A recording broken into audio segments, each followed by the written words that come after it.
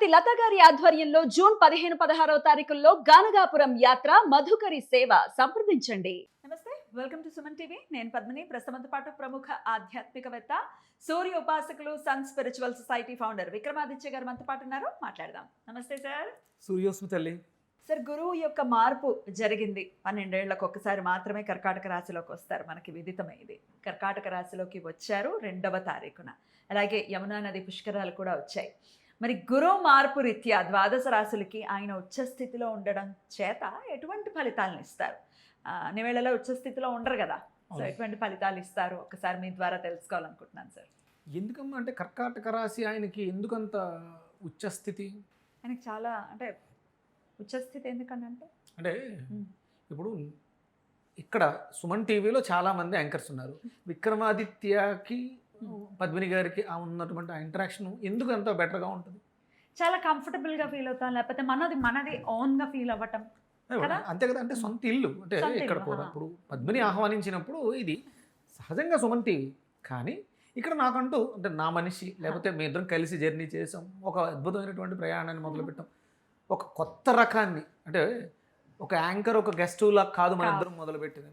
అంటే ఇప్పుడు ఎంతమంది మీరు ఎన్ని చూసుకోండి, ఈ 5-6 ఏళ్లలో ఈ టైప్ ఆఫ్ అంటే ఒక ఇంటరాక్షన్, ఒక సమస్యని కూలంకుశంగా పరిష్కరించడం, దాని గురించి విశ్లేషణ చేయడం. ఏదో డౌట్ అడిగేస్తే ఆన్సర్ చెప్తే జనాలకు అర్థమయ్యేది కాదు. మన ఇద్దరం మొదలు పెట్టాం. అవును, 100%. అలా గురుడికి కర్కాటకంలో ఏముంది ప్రత్యేకత? చాలా కంఫర్టబుల్గా ఉంటాడు. పైగా చంద్రుడి యొక్క రాశి, వారిద్దరు కలిస్తే గజకేసరి అని కూడా అంటారు. ఇంకా అంటే ఆయన అందులో అక్కడ ఏ నక్షత్రం ఉంది? పునర్వసు.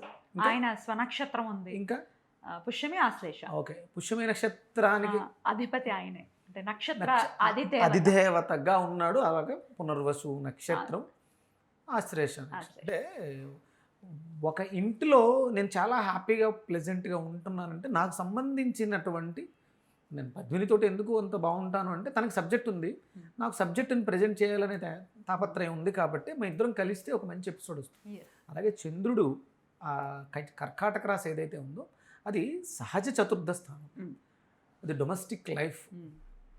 అంటే గురుడు ఆధ్యాత్మికతలో ఒక అత్యున్నతమైనటువంటి స్థితికి తీసుకెళ్ళడానికి పుష్యమీ నక్షత్రానికి సహజంగా తనకి శని పడడు కదా, కానీ వాళ్ళిద్దరూ కలిగితే నీచభంగ రాజయోగం మకర రాశిలో జరుగుతుంది. అది దానికి ఆపోజిట్గా ఉండేటువంటిదే కదా కర్కాటక రాశి. అందుకని అక్కడ అద్భుతమైనటువంటి తనకున్నటువంటి శక్తులను ఎవాపరేట్ చేసి తద్వారా తన దృష్టి ఎక్కడెక్కడైతే పడుతుందో అక్కడ అంటే సహజ శుభుడు అంటారా? సహజ శుభుడు, పూర్ణ శుభుడు. ఇప్పుడు మీరు జ్యోతిష్ శాస్త్రాన్ని నేర్చుకోవడానికి ఎన్ని రోజులైంది స్టార్ట్ చేసి? అంటే గురుడు రాబోతూ మీకు ఏమి నేర్పిస్తున్నాడు? శాస్త్రాన్ని నేర్పిస్తున్నాడు. గురు పుష్యమి యోగం రోజు మొదలైంది. ఓ సూపర్. ఇంకా తిరగలేదు. ఇంకా అంటే నీకు వచ్చేటువంటి అజ్ఞానం ఇక మనం వర్ణించలేం. మీ అదృష్టం పద్మిని దొరకటం మీ అదృష్టం. ఆవిడ నువ్వు ఎక్కువ నవ్వేస్తున్నావు, లేకపోతే ఎక్కువ ఇంటరాక్ట్ అయిపోతున్నావు, వాళ్ళు మాట్లాడినివ్వు అంటే తను మాట్లాడుతుంటేనే లోపల నుంచి ఏమైనా వస్తాయి. అది సహజంగా తనకున్నటువంటి తృష్ణ. శాస్త్రమే. మంచి తల్లి. ఏం చెప్పించేద్దాం అనుకుంటున్నాం? గురువు కదా, మరి మళ్ళీ ఇటువంటి కాంబినేషన్ ఎప్పుడు వస్తుంది అసలు? ఒక్కసారి ఆలోచించు. ఎన్ని సంవత్సరాలు అంటే 12 సంవత్సరాలకు ఒకసారి పుష్కరాలు వస్తాయి, కానీ ఈ జ్యేష్ఠం అధిక జ్యేష్ఠం రాదుగా.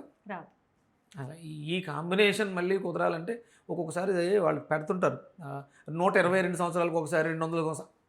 అలా చూసుకున్నా కూడా మనం చూడలేము. ఈ జన్మకు చూడలేకపోవచ్చు. కరెక్ట్. కానీ ఈ జన్మలో ఇప్పుడు చేసుకుంటే ఈ పుణ్యాన్ని పట్టుకెళ్ళిపోవచ్చు, ఎక్కడికి వెళ్ళినా పట్టుకెళ్ళిపోవచ్చు. అవకాశం. అందుకని ఏంటంటే సంవత్సరం పాటు ఆయన అతిచారంలో ఉన్నారు కదా, అటు ఇటు తిరుగుతూ కర్కాటకం నుంచి మళ్ళీ మిథునానికి వెళ్ళి కర్కాటకానికి. ఈ ఆటలో అద్భుతమైనటువంటి ఫలితాలు మారుద్దాం. బాగుంది, చాలా మార్పు వస్తుంది జనాల్లో.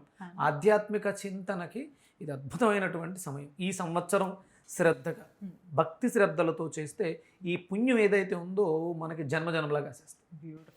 మరి ఏం చెయ్యాలి? గురువుని ఎలా ప్రసన్నం చేసుకోవాలి ద్వాదశ రాశుల వాళ్ళు అనేది ఒక్కొక్క రాశికి సపరేట్గా మాట్లాడుకుందాం సార్. అలాగే మీరు వేదాన్ని నేర్చుకుంటూ ఉన్నారు కాబట్టి వేదమే అన్నిటికీ ప్రమాణం అని ఖచ్చితంగా అందరికీ తెలిసినటువంటి విషయం. వేదం ఇచ్చినటువంటి మంత్రాలు ఎవరెవరు ఏమేం చేసుకోవచ్చు, అలాగే ప్రతి పూజ కానీ అసలు ప్రతి నిత్యం కూడా మనకి సంకల్పం అనేది ఖచ్చితంగా ఉండాలి కదా. సంకల్పం లేకపోతే వృధా అమ్మ. ఆ, సంకల్పం లేని correct. జీవితం, గమ్యం లేని ప్రయాణం ఆ. ఎలా అయితే వృధావో మనకు సంకల్పం ఉండాలి. రైట్. మరి సంకల్పం కూడా ఎలా చెప్పుకోవాలి? ఒక మంత్రం చేసేస్తున్నాం కాదు, దానికి సంకల్పం ముందు చాలా గట్టిగా మనస్ఫూర్తిగా గనక కోరుకుంటే ఖచ్చితంగా జరుగుతుంది. ఈ సంకల్పం ఎవరికి తెలియడం కోసం అమ్మా?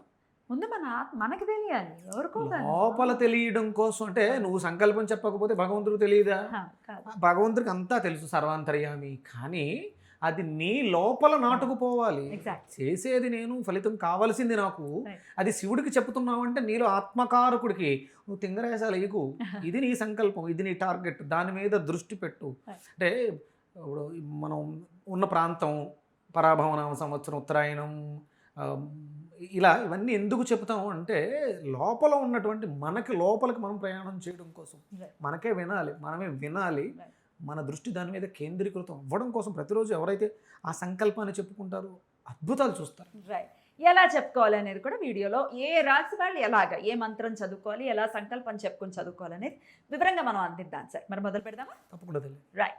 మరి సింహరాశికి గురువు ఎటువంటి ఫలితాలను ఇవ్వబోతున్నారు సార్? ఏ స్థానంలో గురు సంచారం? సహజంగా సింహరాశి తత్వం ఏంటమ్మా? మంచి ఫైరీ ప్లానెట్ ఇది కదా, ఫైరీ సైన్, అగ్రెసివ్. రాజకీయం అంటేనే సింహం. అవును. రాజకీయం, నాయకత్వం, కీర్తి, ప్రేమ, ధర్మనిష్ట అంటే సహజ పంచమం. సహజ పంచ. సహజ పంచమం అంటే ప్రేమ ఉంటుంది. అలా అంటున్నారు. అవును.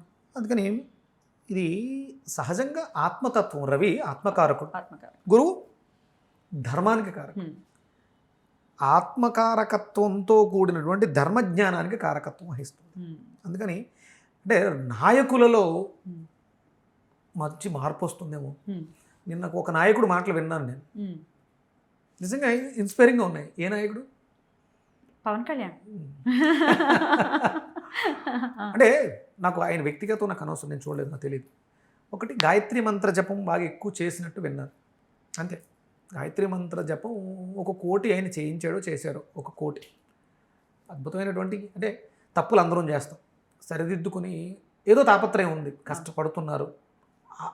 ఇది అంటే నిన్నేగా జరిగింది, నిన్నే గురుడు యొక్క ఇది కూడా జరిగింది. ఆ మెచ్యూరిటీ అంటే చాలామంది చాలా మాట్లాడేస్తాం. మన ప్రారంభంలో చేసిన వీడియోలు చూసుకుంటే నేనేనా మాట్లాడాను అనిపిస్తుంది. అప్పుడు కేవలం మన దగ్గర ఉన్నటువంటి రెమెడీ పుస్తకాల్లో చూసి నేను కొన్ని చేసి మాట్లాడాను. ఇప్పుడు వేదం తెలుసుకుని మాట్లాడతాం. ప్రతిదానికి ఆ డిఫరెన్స్, ఆ మెచ్యూరిటీ లెవెల్స్ అనేది డే బై డే గ్రో అవుతాం కదా. అది అంటే ఇప్పుడు రాజకీయ నాయకుల్లో ఈ మార్పు ఎప్పుడైతే వస్తుందో ఆటోమేటిక్గా అది ఎవరి మీద దాని ప్రభావం? ప్రజల మీద. అందుకని మనం అందరం కూడా నాయకులమే. ఇప్పుడు పవన్ కళ్యాణ్ గారు పెద్ద లీడరు, ఆయన కింద ఒక బ్యాచ్ ఉంటారు, వాళ్ళ కింద ఇంకో కొంతమంది బ్యాచ్ ఉంటారు. నేను కూడా నాయకుడినేగా, నా స్పిరిచువల్ సొసైటీ నాయకుడిని, నాకు చాలామంది ఉన్నారుగా, నా అక్కలు చెల్లెలు. ప్రతి ఇంటికి తండ్రి నాయకుడేగా కదా. అంతే. అప్పుడు ఒక కొడుకుకి కానీ కూతురికి కానీ ఆ తండ్రి నాయకుడు కాదు, హీరో. అందుకని ఏంటంటే ఈ సింహరాశి సింహలగ్నం వాళ్ళు ఇది సంకల్పం చేసుకోండి. దేశానికి నేను ఒక సమితన అవుతాను. ఒక పవన్ కళ్యాణ్ గారు, లేకపోతే ఒక మోడీ గారు, ఒక చంద్రబాబు నాయుడు గారు, ఒక రేవంత్ రెడ్డి గారు, వీళ్ళే కాదు, నీలో కూడా లక్షణాలు ఉంటాయి. ఈరోజు ఇన్స్పైర్ అయ్యి నేను ఒక జన్మ తీసుకుంటాను ఆ నాయకుడు అవ్వడం కోసం. అది ఆ సంకల్ప బలం గట్టిగా ఉంటే అది నీకు ఇప్పుడే అవ్వచ్చు. అంటే ప్రధానమంత్రి అయిపోక్కల్లా, నువ్వు నీకు ఉన్నటువంటి సొసైటీలో ఆ స్ట్రీట్కి మనకి కార్పొరేటివ్ ప్రెసిడెంట్ చాలా ఉన్నాయి కదా, ఏదో ఒకటైనా నీకు ఆత్మసంతృప్తి దొరికింది. అది దొరకని రోజు నువ్వు ప్రధానమంత్రి అవ్వాలని కోరుకుని అవుతావు, కానీ దానికి నీకు ఇక్కడ ఇది పునాది అవుతుంది. అవును. మనం పోనీ దేశాలను ఉద్ధరించక్కర్లా, మన ఇంట్లో మనం గెలవలేం సార్ కదా. ఇంట గెలిచి రచ్చ గెలవమన్నారు. ఎగ్జాక్ట్లీ. ఫస్ట్ ఇంట గెలుద్దాం, రచ్చ కూడా గెలుద్దాం. ఈ జన్మలోని జన్మలు ఏం చూడొద్దు, అందరూ నాయకులమే. భారతదేశాన్ని వెళ్ళిపోయే లోపు, ఈ శరీరాన్ని విడిచి వెళ్ళిపోయే లోపు భారతదేశంలో చిన్న మార్పు చూద్దాం అని సంకల్పం పెట్టుకుందాం. ఆ సంకల్పంతో 1 సంవత్సరం పాటు రజోప్రదమైనటువంటి ఆహారాన్ని, గుడ్డు మాంసాన్ని విడిచిపెట్టి దివ్య సంకల్పంతో నాయకుడు అవ్వాలనే లక్ష్యంతో అందరం కలిసి పోరాటం చేద్దాం, విజయాన్ని సాధిద్దాం.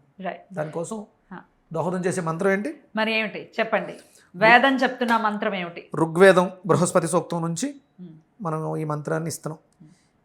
సింహరాశి అధిపతి సూర్యుడు ఆత్మతత్వానికి గురుడు ధర్మజ్ఞానకారకుడు, సూర్య గురు సమన్వయం రాజయోగం, నాయకత్వం, కీర్తి, ధర్మనిష్ట, వాక్ప్రభావం కలిగిస్తుందని జ్యోతిషాస్త్రం చెబుతోంది. అద్భుతం. బృహస్పతి ప్రథమం జాయమానో మహో జ్యోతిష పరమే వ్యోమన్ సప్తాస్వస్తు విజాతో రవేణ విసప్తరశ్మిరథమత్తమాంసి. ఇది మంత్రం అమ్మ. సింహరాశి వాళ్ళ కోసం మార్చి ఇంకొక మంత్రం. ఫస్ట్ వేరే మంత్రం చెప్పాము మనం ముందు రాశి వాళ్ళకి, కానీ వీళ్ళకి తర్వాత చెప్పిన మంత్రం ప్రథమ మంత్రమే ఇంకొక మంత్రాన్ని ఇచ్చింది. బృహస్పతే అతి యదర్హో అర్హాద్ దుమద్విభాతి కృతమధ్యనేషు యద్దీదయచ్చ వస వృత ప్రజాత తదస్మాసు ద్రవిణం దేహి చిత్రం. ఈ మంత్రాలు, ఈ 2 మంత్రాలు యథాశక్తి ఆదివారం ఎక్కువ చేసుకుంటే రవికి శక్తి పెరుగుతుంది. అంటే ఇందులో ఆ రవే అలాగే సప్త అంటే 7 ప్రధానంగా విసప్త రశ్మి రథమత్థ మాంసి అంటే సూర్య రథానికి సంబంధించినటువంటి మంత్రం. అది వాళ్ళ సింహరాశిని శక్తివంతం చేస్తుంది. అలాగే వ్యయంలో ఉన్నటువంటి గురువును కూడా బలోపేతం చేస్తుంది.